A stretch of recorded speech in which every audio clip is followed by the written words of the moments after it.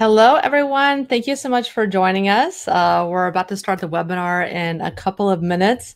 Really excited that you guys are with me today because this is one of our monthly webinars we do for the Myers Detox protocol for all you guys that are on the program, that are on my Myers Detox protocol program to detox your body.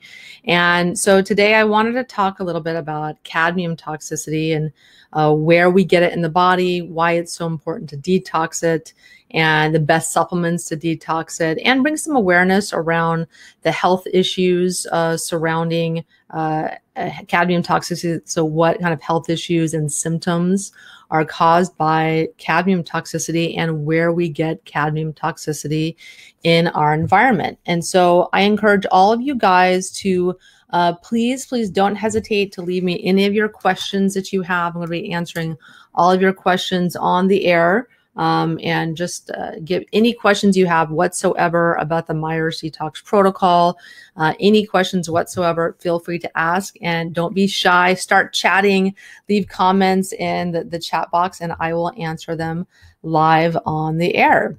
So why don't we get started? So I'm going to be talking today about cadmium toxicity. And so the first thing I wanted to talk about is the toxicity occurs when there's high levels of this element that accumulates in the body, whether it's through the ingestion of food or drink, inhalation, or direct exposure.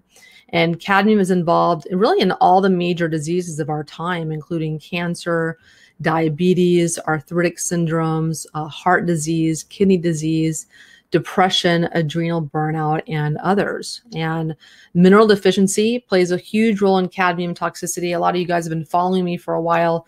You know, my program used to be called Mineral Power because I really wanted to focus in on the importance of minerals and bring awareness around mineral deficiency and the fact that when we're deficient in minerals, our body is forced to retain metals and accumulate metals to do the same jobs in the body that minerals would be doing. But if you don't have enough, the body has no choice but to use like a second best material to do the same job. And so when one is nutritionally deficient in calcium, in iron, in protein, or in zinc, cadmium gets more readily absorbed by the body to fill in these nutritional gaps. And really, cadmium replaces the deficient nutrients to keep the body running. And over time, as more and more cadmium is accumulated, toxicity symptoms will begin to present themselves. And there's toxic elements like cadmium that replace nutrient minerals and enzyme binding sites. And when this occurs, the metals inhibit, overstimulate, or otherwise alter thousands of enzymes and their processes. And an affected enzyme might operate at 5% of normal activity, and this can contribute to many health conditions. And so toxic metals may also simply deposit in many different sites in the body, causing local irritation or pain. Cadmium is known to cause arthritic conditions, achy joints, and things of that nature. It's notorious for arthritic conditions. And toxic metals can also replace other substances and tissue structures. So the replacement weakens these tissues like arteries, joints, bones, and muscles. Cadmium replaces zinc in vital enzyme binding sites. And when there's a deficiency of zinc, the body is forced to use cadmium for repair. So this can include the arteries, the skin, and other areas of their body, other tissues, ligaments, things like that. And when zinc is used, so an artery or the skin or tissue or ligament will be very kind of soft and pliable, flexible. But when cadmium is used, cadmium is very hard and brittle, so it'll make very brittle, hardened arteries, which then leads to heart disease, which then leads to hypertension, which can lead to kind of leathery skin, which can lead to ligaments rupturing easily because you don't have enough zinc. You're repairing it with cadmium. And cadmium is also a really powerful stimulant to the adrenal glands. It will kind of irritate and boost adrenal activity. And it does this in a really unhealthy way that stimulants do. It's not in a healthy way. And many of the fact that need cigarettes and coffee and even marijuana, that gives them their daily boost of cadmium to their adrenal glands. So cadmium is one of the many stimulants in the substances. So it's not just the nicotine in the cigarettes or the caffeine in the coffee or the THC in the marijuana, people are also consuming those to get a little cadmium hit as well. So let's talk about where do you get cadmium? So cadmium poisoning has a vast variety of symptoms. It can affect a multitude of different systems in the body. It can affect the nervous, cardiovascular, digestive, endocrine, respiratory, excretory, and both the male and female reproductive systems. And it can even affect the chemical makeup of our brain. And cadmium can be found in such things as air pollution. So when there's trash being burned, or from coal burning, from burning of fossil fuels, this releases cadmium into the air, which then settles into the oceans and then gets into our migratory fish, large fish, just like mercury does. And cadmium can also be found in artist paints, in auto exhaust, in batteries, from ceramics. So different, artists that are working with ceramics or paints can get cadmium soaking into their skin. Cigarettes and cigarette smoke, even secondhand smoke exposure, coffee, and especially instant coffees. Definitely want to avoid all instant coffees. They tend to be high in cadmium. Congenital intoxication. So when a baby is growing in the womb, you can very much, when the baby is growing, ingest a lot of the toxins the mother has in her body and in her bones, and cadmium's no exception. Dental alloys, so mercury amalgams, some of them can have cadmium. Fertilizers and fungicides can have cadmium. Food grown in cadmium contaminated soil. So it's worth noting that the phosphate fertilizers, the number one place that comes from is Morocco. And the phosphate deposits there are very highly contaminated with cadmium. And so these phosphate fertilizers are used to grow conventional vegetables. They make the vegetables grow much bigger, much faster, and they look healthier. But the vegetables that are grown in this cadmium contaminated soil with these chemical fertilizers, they have cadmium. And so cadmium can also be found in hydrogenated oils, in metal coatings, motor oil. People can get occupational exposure through such things as manufacturing of batteries, semiconductors, and dental materials. Cadmium can be found in plastics and pigments, plated containers, processed and refined foods, because cadmium is in partially hydrogenated oils that's used in a lot of processed foods and fast foods. And it can be found in refined grains, flours, and cereals, and rubber carpet backing, seafood like cod, haddock, oysters, and tuna, and shellfish as well. Sewage. So there's some, sewage can get into our oceans very easily, be dumped illegally by companies, and that introduces cadmium into our environment.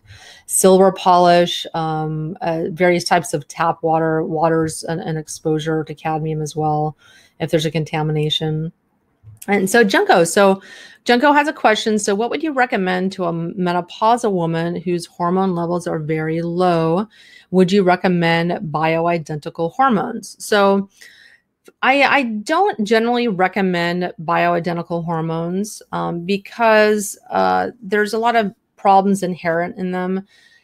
Everyone's different though in the choice that they make. I mean, some people take them and they feel amazing. It's life-changing for them, and people have to do what works for them. And if you take hormones and it completely revolutionizes your life, then maybe that's something that's for you on a temporary basis. But I think ultimately people need to get down to the root cause of why they're not producing adequate levels of hormones. And that generally boils down to toxins in their body, and detoxing plastics and phthalates and other hormone disrupting metals and chemicals.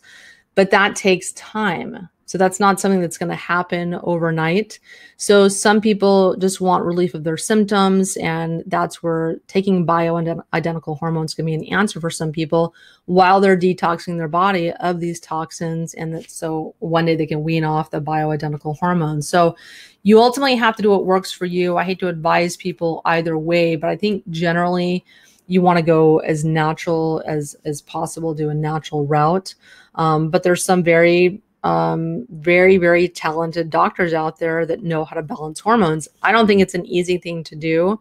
It's not easy to recreate Mother Nature, and that timing, that like every little millisecond your body is adjusting all the different hormones. And so that just can't be replicated with the pellets and, under your skin or by taking bioidentical hormones. It's very difficult. And there's some studies that show that, there can be estrogen dependent cancers that are caused by bioidentical hormones. So it's just, you have to do a cost benefit analysis for you and what works best for you. But there's lots of things you can do alternately. You can take adrenal glandulars that can have hormones in them.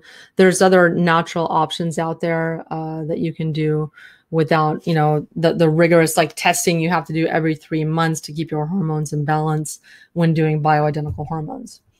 So, so back to cadmium. So some of the symptoms associated with the cadmium toxicity include abdominal pain, aches, alcoholism, alopecia or hair loss, anemia, arteriosclerosis or hardening of the arteries, arthritis, so osteo and rheumatoid arthritis, and just generally achy joints, bone disease, bone pain, cardiovascular disease, cerebral hemorrhaging or aneurysms, cirrhosis of the liver, depression, diabetes, digestive disturbances like diarrhea, emphysema. Any kind of client comes in with a chronic low-grade cough, I'm automatically going to think cadmium toxicity can be in their lungs, and that can be there from smoking or smoking marijuana, but it can also be there just from occupational exposure, and people just inhale cadmium, say at their work, or there's something going on in their home and they inhale it and they just have this chronic low-grade cough that never goes away. I always think of cadmium. Cadmium can also cause flu-like symptoms like chills and muscle weakness and aches, fragile bones, headaches, high cholesterol, high blood pressure, hypoglycemia, impotence and infertility is a big one, and just general inflammation. Kidney disease, cadmium is very toxic to the kidneys and builds up in the kidneys. Learning disorders, liver damage, low energy levels, cadmium interferes in mitochondrial functioning, lung diseases, memory loss, brain fog, migraines, nausea and vomiting, nerve cell damage, prostate dysfunction, shortness of breath, schizophrenia, and strokes as well. And some other health conditions caused by cadmium. I want to talk about the different systems in general that cadmium affects. So number one, cellular wise, cancer is a big factor. I think cadmium causes more cancers than all of the other toxic metals combined, and is usually associated with the development of cancer. So anyone that has cancer, I'm automatically going to think that they might have some cadmium exposure or cadmium toxicity. My father was a smoker for 40 years. He developed esophageal cancer, and without a doubt, the cadmium in those cigarettes contributed to his development of a tumor. So how does it do that? So how does cadmium cause cancer specifically? So cadmium interferes when cells divide. So when a cell duplicates, cadmium interferes in that genetic copying or the copying of the DNA, and then the DNA it's a bad copy produces an aberrant cell or a mutant cell that, if left unchecked or unkilled by the immune system, this mutant cell is allowed to multiply and then grow into a tumor. So that's the genesis by where cadmium causes cancers. And then in the nervous system, cadmium inhibits the release of acetylcholine and activates cholinesterase. And this results in the tendency for hyperactivity of the nervous system. So where your brain's kind of like firing and you're exhausted, but you have this wired feeling, you have a hard time going to sleep. Cadmium is very stimulating. It can also cause, ADHD in children and just a general mind racing. And cadmium also directly damages nerve cells as well. Energy-wise, cadmium causes strong inhibition of essential enzymes in the Krebs energy cycle. And with bones and joints, cadmium alters calcium and phosphorus metabolism, which contributes to arthritis, osteoporosis, and neuromuscular diseases. In the cardiovascular system, cadmium replaces zinc in the arteries, contributing to brittle, inflexible arteries. So that causes hypertension or high blood pressure and heart disease. It leads to heart disease. In the digestive system, cadmium interferes in the production of digestive enzymes that require zinc.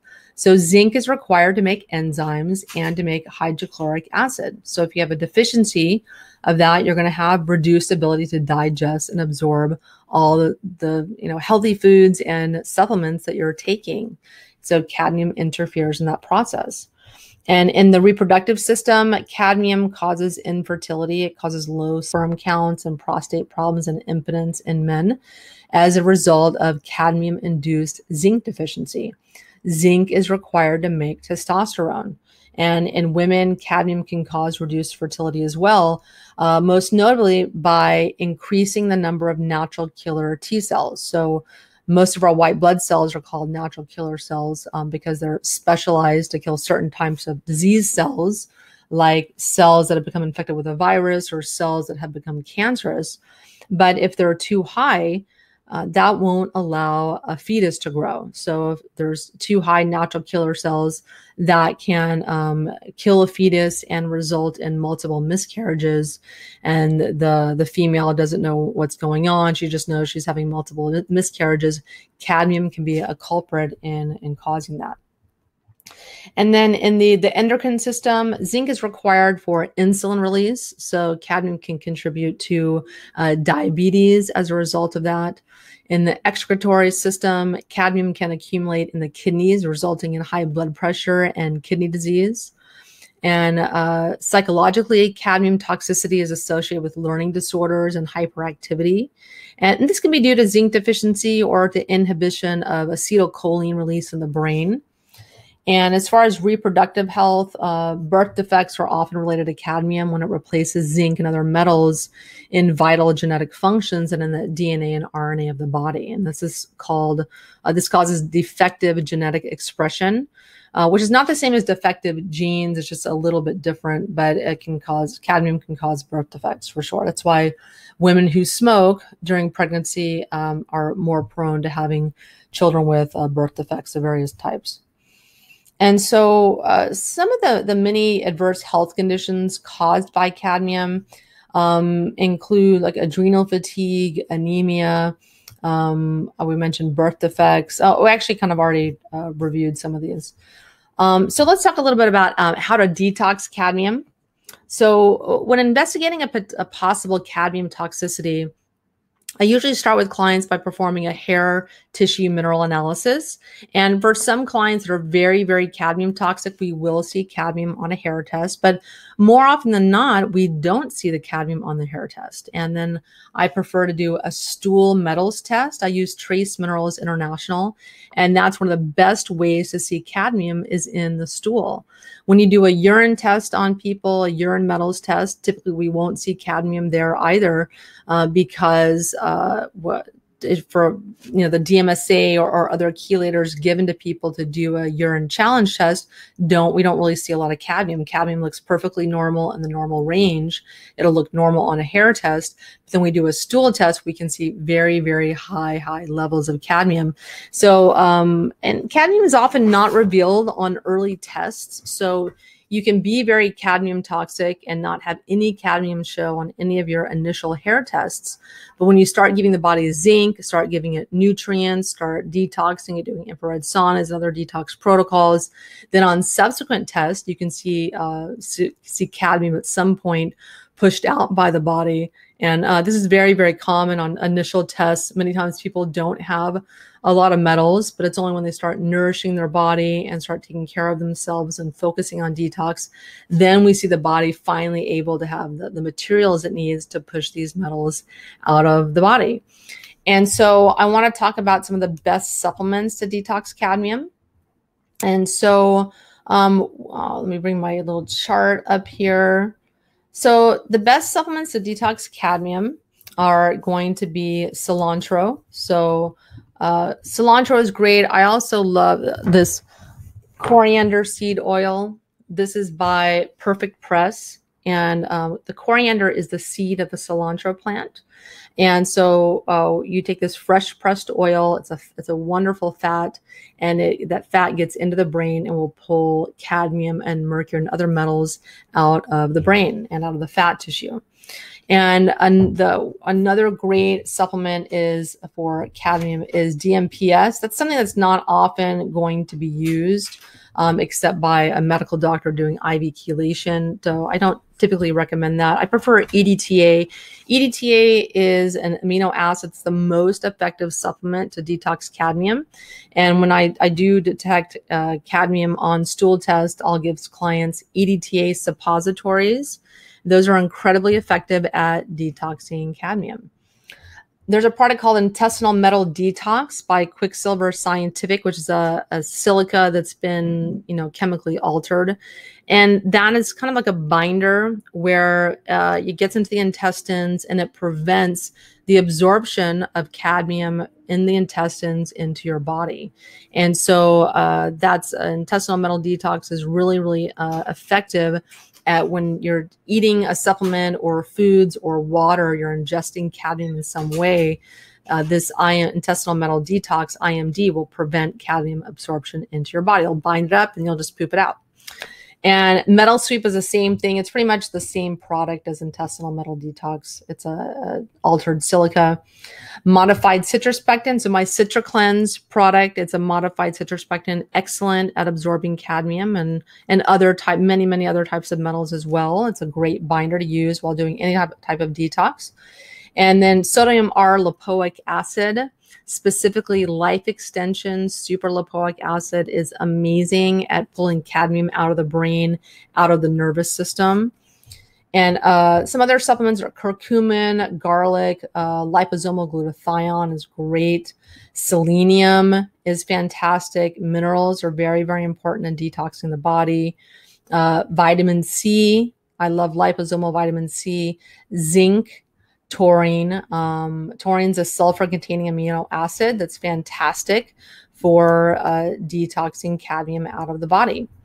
So that's pretty much it for this lecture on cadmium toxicity and where we get it, how it affects our body, and how to detox it, and some of the best supplements for detoxing cadmium. So if any of you guys have any questions whatsoever, please leave a comment in the chat center, and I will answer any of your questions you have about cadmium toxicity, how to detox, or about any aspect of the Myers Detox Protocol. And so it's really a pleasure to educate you guys every week, or I'm sorry, every month about detoxification. And that's why I like to do these monthly webinars for you guys while you're on the Myers Detox Protocol, so that you can, I just want to educate you and help teach you about metals and how they affect the body, and just keep you motivated to stay on your program. Because I know it can be a lot of work to detox. You have to have all this diet and take all these supplements, do all these detox protocols and saunas and coffee enemas and all this stuff.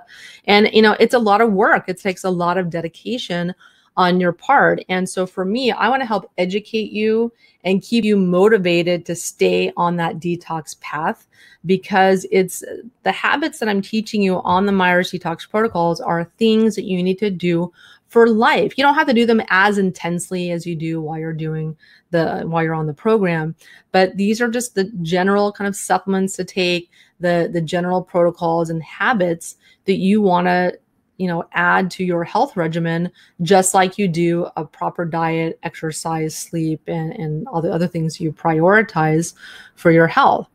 So I have one more question here. So Junko, so you commented somewhere that lead is in black hair dye. It is listed as lead or some other name.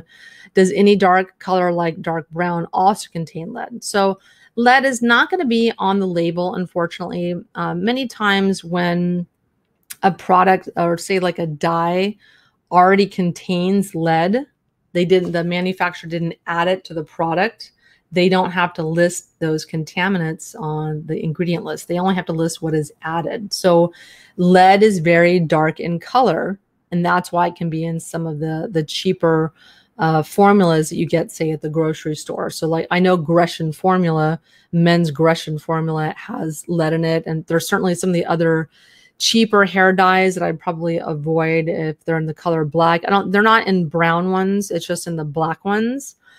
So generally you want to use the more reputable brands, maybe like L'Oreal or Clairol, where you don't have to worry about that as much on these larger companies.